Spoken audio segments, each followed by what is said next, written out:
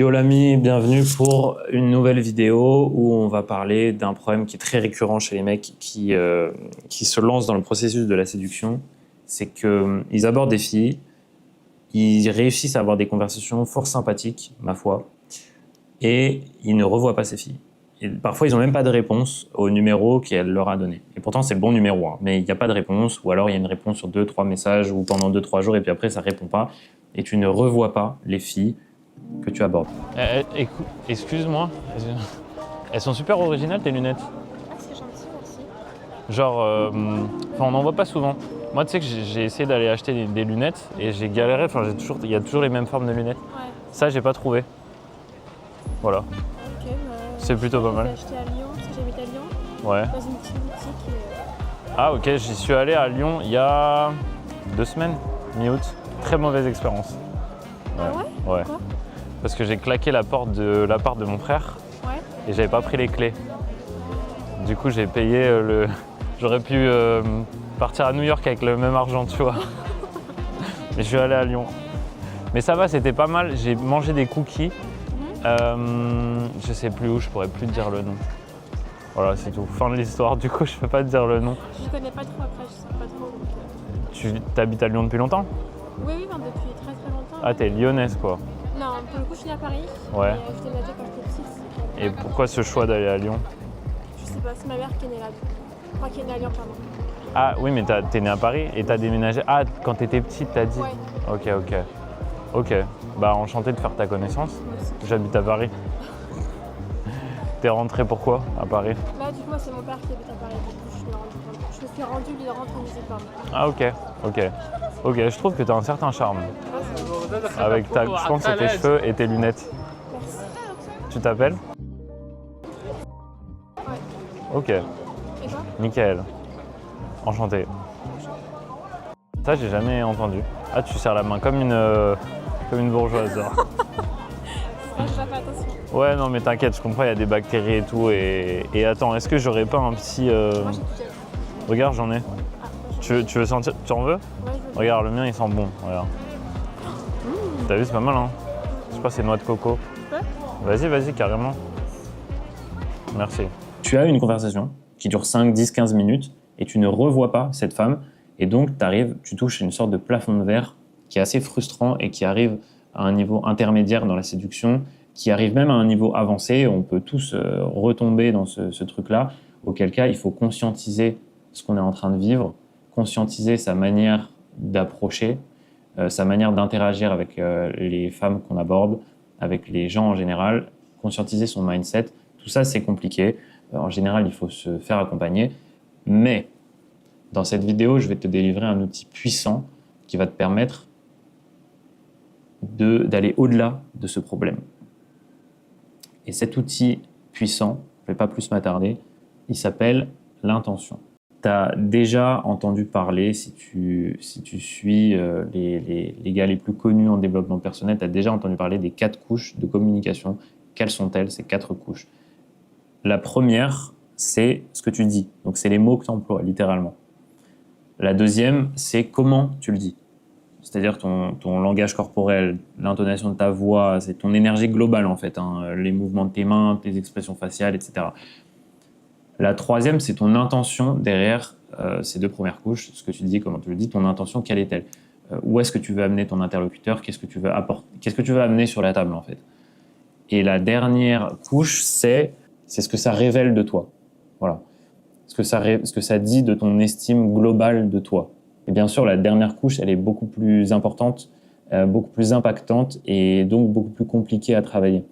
La plupart des mecs se focus sur la première couche, c'est-à-dire ceux qu'ils disent littéralement, les mots qu'ils emploient. Et la plupart des gens, en général, dans les conversations, ce qui fait que ça donne des conversations complètement inhabitées, on va dire, c'est-à-dire des conversations où, au lieu de penser même pas au lieu de penser, parce que justement, il s'agit d'arrêter de penser.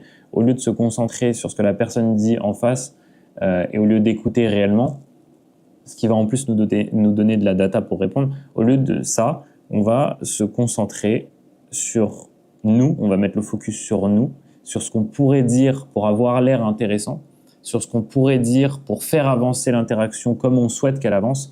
Et la plupart du temps, on souhaite juste sortir d'un certain malaise. Donc forcément, l'intention, elle est pas. Et donc, on va chercher à combler les blancs et ça donne des conversations qui sont dénuées de sens, où on est focus sur nous-mêmes en plus. Et là, ce qui est intéressant dans cette interaction, aussi imparfaite soit-elle, je suis parti voir cette fille.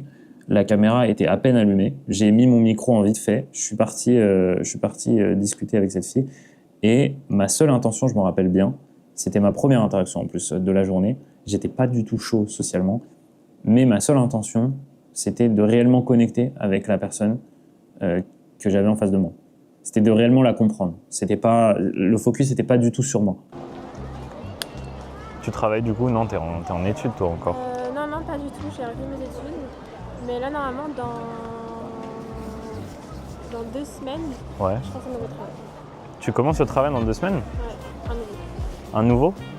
Ok, et pourquoi t'as arrêté les études?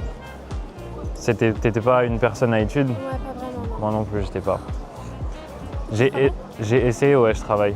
J'ai essayé, mais j'ai fait plein de trucs différents. Et les études, je sais pas, j'ai jamais pu être sérieux à 18 ans, quoi, tu vois. Ni même à 20 ans. Je pense que j'étais trop immature, entre guillemets. En fait, ici, il faut faire gaffe parce que il peut y avoir des pigeons et des trucs bizarres. T'aimes bien? Non. Bah, c'est Châtelet-Léal, quoi. Si tu veux, on marche un peu. Après, moi, j'ai rendez-vous là-bas. Les mots que j'emploie, ils sont pas spécialement, je trouve, hyper pertinents. Voilà, j'arrive à être un petit peu moi-même, j'arrive à dégager quelque chose d'assez intéressant de cette conversation, mais c'est pas la conversation du siècle. Mais il vaut mieux 1000 fois avoir une intention qui est bonne. Par exemple, parmi les bonnes intentions, on peut retrouver l'intention de s'amuser. Quand tu vas parler à une fille, essaie de t'amuser simplement. Essaye pas d'éviter le rejet, essaye pas d'éviter les choses en général, essaye de les provoquer, essaye de t'amuser, par exemple. Le focus, il sera pas juste sur ta petite personne, mais il sera aussi sur est-ce que elle va s'amuser, tu vois, dans l'interaction. Est-ce que tu peux aussi te concentrer sur le fait de connecter réellement à cette personne, comme là, en l'occurrence, dans cette interaction.